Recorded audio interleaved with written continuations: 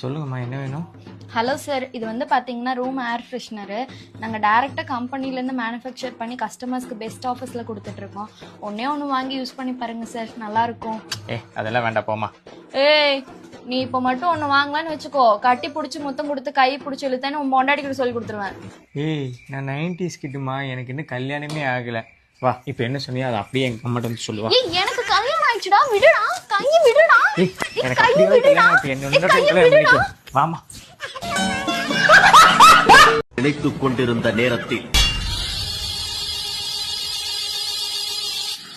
உள்ள போயிருக்கு. பார்வையால் ஒருவரை கட்டுப்படுத்தும் நோக்கு வர்மத்திலும் அவர் மகா யோகி என்று அவர்கள் அறிந்து கொள்ளும் நேரம் வந்தது. அந்த வேப்பிலையை போய் பறிச்சுட்டு வா. அது புங்க மரம் தான்டா இருக்கு. அதான் அதுல உள்ள இதை குச்சி எடுத்துட்டு வா. போ.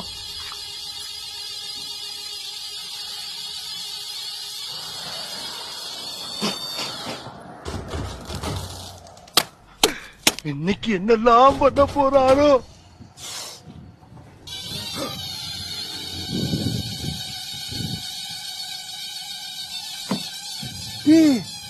உண்மையை போய் தப்பா பேசிட்டேன்டா. அம்மா போமா. பார்க்காத என்ன பார்க்காத குத்தும் பார்வையால என்ன பார்க்காத போகாத அள்ளி போகாத என்ன விட்டு. என்னம்மா நேத்தனமா சம்பளம் காசு கொடுத்தேன், இன்னைக்கு வந்துட்டு ஏதோ லோன் கட்டுறேன் காசு கேட்டுட்டு மட்டும் கொடுப்பா. அம்மா என்டெல்லாம் காசு கிடையாது, சும்மா விளையாட் பண்ணாம போமாட்டே எரிச்சல். மச்சான் ஒன்னா என்ன தெரியுங்க மச்சான், கோச்சுக்காம ஒரு 1000 ரூபா கொடுறாங்க. உனக்கே தெரியும் 1ஆம் 19 வரையும் நிறைய கமிட்மெண்ட் இருக்குடா. ஏடாடி மாசம் முதல்ல கேட்டா கமிட்மெண்ட்னு சொல்றிய, மாச கடைசியில கேட்டா மந்த்ன்னு சொல்றிய, மதியான சாப்பாட்டுக்கு நல்ல ஹோட்டல்ல தெரிய, மாதந்தோறும் ஆளை கூட்டிட்டு தியேட்டருக்கு போறிய, மாசம் ஆனதும் கலட்டி விட்டு போறிய. ஒண்ணுமே புரியலடா எனக்கு, ஒண்ணுமே புரியல. மச்சான் இங்கதான் இருக்கியா? உனக்கு இந்த உலகமே சுத்தி வரண்டா.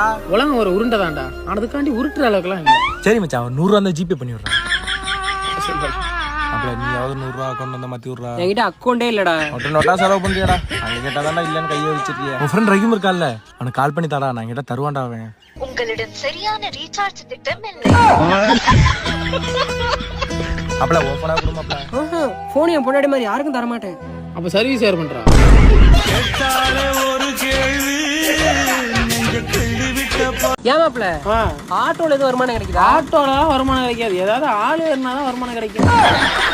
சுரேஷ் பொண்டாட்டி இருக்கல்ல, அவ யாரையும் வச்சிருக்கலாம்ல, இன்னும் கேள்விப்பட்டீங்களா? ஊருக்குள்ள வெட்டி இதா தெரியுதுக்கு எவனை வச்சிருக்கான், எவன் முன்னாடி தாலியா இருக்கிறான், இதான் ஒரு வேலையாடா.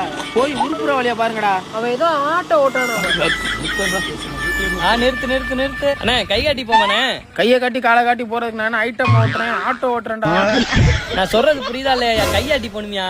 கையை ஆட்டிட்டே போக வேண்டியதானே. நீலாம் ஒரு ஆளுன்னு ஆட்டோ மறைச்சா பண்றாங்க பார்த்தா, இதே சொல்லண்டா. தமாசுக்கு பேசுறேனே, நீ நம்பிட்டேனே.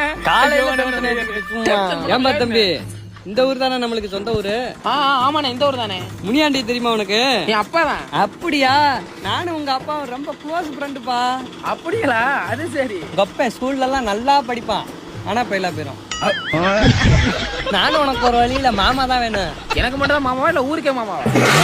கருப்புங்கையில அப்படி நிப்பாட்டுங்க, அப்படி நிப்பாட்டுங்க தம்பி. இறங்க மாமா. தம்பி எவ்வளோப்பா? இல்ல மாமா பரவாயில்ல மாமா. சரி, உங்க அப்பாவை கேட்டதா சொல்லுங்க. என்ன மாப்ள நீ வீட்டுல காசு வேணான்ட்ட?